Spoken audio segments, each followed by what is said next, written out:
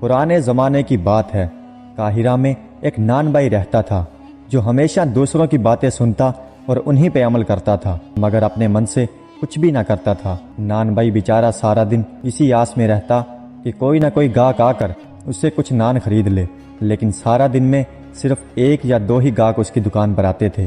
نان بھائی کی دکان کے سامنے ایک لوہار کی دکان بھی تھی، لیکن لوہار کی دکان پر گاہکوں کی لائنیں بندھی رہتی تھی۔ اب لوہار یہ سوچنے لگا کہ میرا کاروبار بالکل بند ہونے کے برابر ہے، اگر حالات ایسے ہی چلتے رہے تو اسی جگہ بیٹھ کر بھیک مانگنے تک کی نوبت آ سکتی ہے۔ چنانچہ وہ لوہار کے پاس گیا اور لوہار سے کہنے لگا، لوہار بھائی، ہم دونوں ایک ہی بازار میں کام دھندا کرتے ہیں، لیکن میری دکان پر سارا دن میں صرف 1 یا 2 ہی گاہک آتے ہیں اور تمہاری دکان پر گاہکوں کی لائنیں بندھی رہتی ہیں۔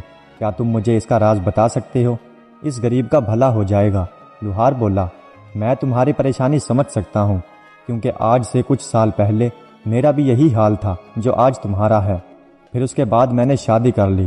میری بیوی کے گھر میں آتے ہی جیسے برکت آ گئی ہو۔ جس دکان پر کوئی گاہک نہیں آتا تھا، آج اس دکان پر گاہکوں کی لائنیں بندھی رہتی ہیں۔ لوہار کی بات سن کر نان بھائی بولا، پھر تو مجھے بھی شادی کر لینی چاہیے۔ لوہار بولا، میں تو کہتا ہوں تم آج سے ہی اپنی شادی کے لیے ہاتھ پیر مارنا شروع کر دو۔ چنانچہ اگلے ہی ہفتے نان بھائی نے شادی کر لی، مگر اس کی بدقسمتی دوسرے ہی دن اس کی بیوی اس سے جھگڑ کر مائکے چلی گئی۔ اب وہ اس ماجرے سے بڑا پریشان تھا اور اپنی بیوی کو واپس لانے کے لیے بیٹھ کر ترکیبیں سوچنے لگا۔ پھر اسے خیال آیا کہ کیوں نہ لوہار سے مشورہ لیا جائے۔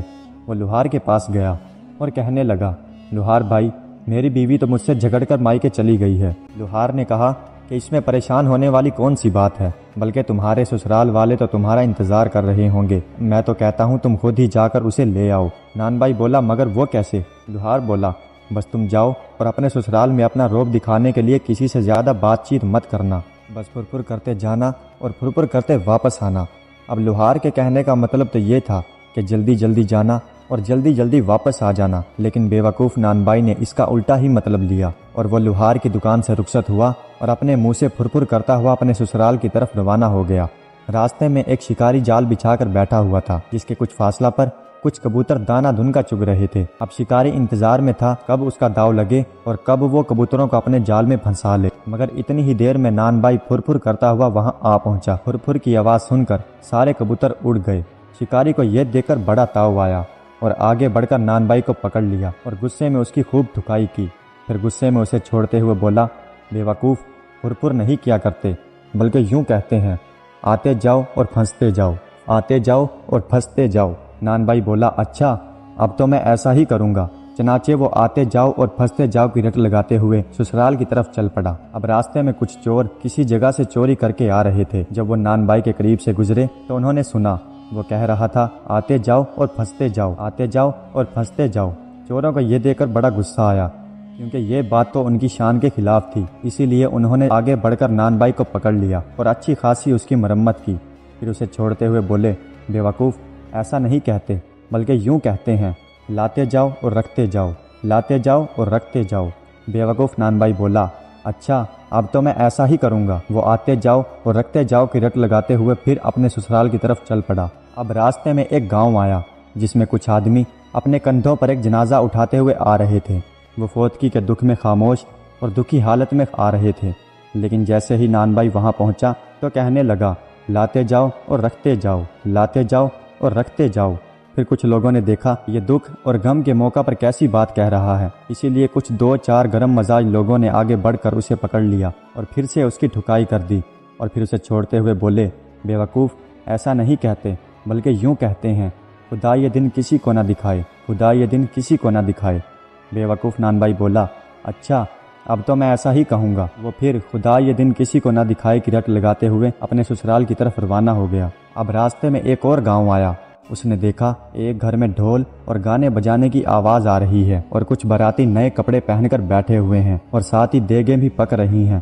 جب وہ ان کے قریب سے گزرا تو کہنے لگا، خدا یہ دن کسی کو نہ دکھائے، خدا یہ دن کسی کو نہ دکھائے۔ جب براتیوں نے یہ بات سنی تو انہوں نے آگے بڑھ کر نان بھائی کو پکڑ لیا اور اوپر سے لے کے نیچے تک اچھی طرح سے ہاتھ صاف کیے۔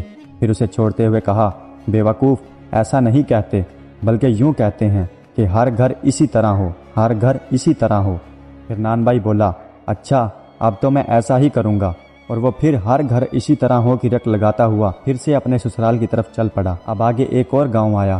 फिर उसने देखा कि एक घर में आग लगी हुई है और लोग इधर उधर भाग रहे हैं। कोई आग बुझाने के लिए पानी ला रहा है तो कोई शोलों पर मिट्टी फेंक रहा है और कोई घर का सामान बचाने में लगा हुआ है। जब वो करीब से गुजरा तो कहने लगा, हर घर इसी तरह हो, हर घर इसी तरह हो। जब लोगों ने ये बात सुनी तो वो गुस्से में आ गए और उसे पकड़कर एक बार फिर से उसकी अच्छी तरह से ठुकाई कर दी और उसे छोड़ते हुए बोले, बेवकूफ़, ऐसा नहीं कहते बल्कि खामोश हो जाते हैं, कोई भी बात नहीं करते। नान भाई बोला, अच्छा अब मैं कुछ नहीं कहूँगा, अब मैं कोई भी बात नहीं करूँगा और चुप रहूँगा। फिर वो चुप होकर खामोशी के साथ चलता रहा और चलते चलते अपनी ससुराल पहुँचा। जब वो घर में दाखिल हुआ तो ना उसने किसी से दुआ सलाम की और ना किसी का हाल अहवाल पूछा, बल्कि खामोशी के साथ एक साइड में एक कोने में जाकर बैठ गया। घर वालों को बड़ा ताज्जुब हुआ और फिर उसकी सास ने पूछा कि बेटा घर में सब खैरियत तो है ना? मगर नान भाई कुछ ना बोला और बैठा टुकर टुकर इधर उधर देखता रहा। अब ससुराल वालों को फिक्र हुई कि कहीं इसका दिमाग तो नहीं चल गया। उसकी सास फिर बोली, कहो बेटा तबीयत तो ठीक है ना तुम्हारी? मगर जवाब में तो वहाँ सिर्फ एक चुप थी। फिर उसकी सास बोली, कहो बेटा बोलते क्यों नहीं? लेकिन बेटा था कि बुत बना बैठा था। रास्ते में कई बार इसकी ठुकाई होने की वजह से इसका जोड़ जोड़ दर्द कर रहा था। अब वो बैठा सोच रहा था कि रास्ते में जहाँ भी बोला पिटाई हो गई, अब यहाँ भी बोला तो पिट जाऊँगा, अब खामोश रहने में ही भलाई है।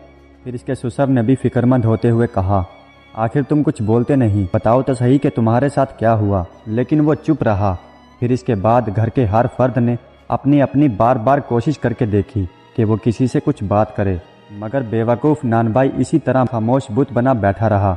नानबाई की सास ये देखकर रोने लगी और कहने लगी, हाय रे बेटा तुझे क्या हो गया है? वो सीने पर दुहत्तड़ मारकर रो रही थी और कह रही थी कि अब मेरी बेटी का क्या होगा।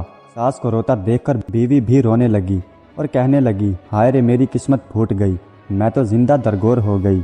जब बेवकूफ़ नानबाई ने देखा कि सास के साथ बीवी भी रो रही है तो आहिस्ता से बोला, ऐसे मौका पर खामोश रहते हैं। अब तो घर वालों को पक्का यकीन हो गया कि उनका दामाद पागल हो गया है और ऐसे पागल के साथ अपनी बेटी को भेजना उसे जिंदा दरगोर करने के मुतरादिफ है। चनाचे उन्होंने उसके सामान की गठड़ी और उसकी लाठी उसके हाथ में देते हुए कहा, ऐसे दामाद से हम ऐसे भले। और नानबाई जैसे चुपचाप गया था वैसे ही खामोशी से अपने घर की तरफ चल दिया। मार भी खाई और लोगों की गालियां भी सुनी और बीवी भी हाथ से चली गई। सच कहते हैं दूसरों के दिए गए हर मशवरे पर अमल नहीं करना चाहिए। सुनो सब की मगर करो मन की। दोस्तों उम्मीद करता हूँ कि ये वीडियो आपको पसंद आई होगी। अगर वीडियो अच्छी लगी हो तो आप कमेंट्स में अपनी राय का इजहार ज़रूर कीजिएगा। हमारे चैनल को सब्सक्राइब कर दीजिएगा। वीडियो देखने का बहुत बहुत शुक्रिया।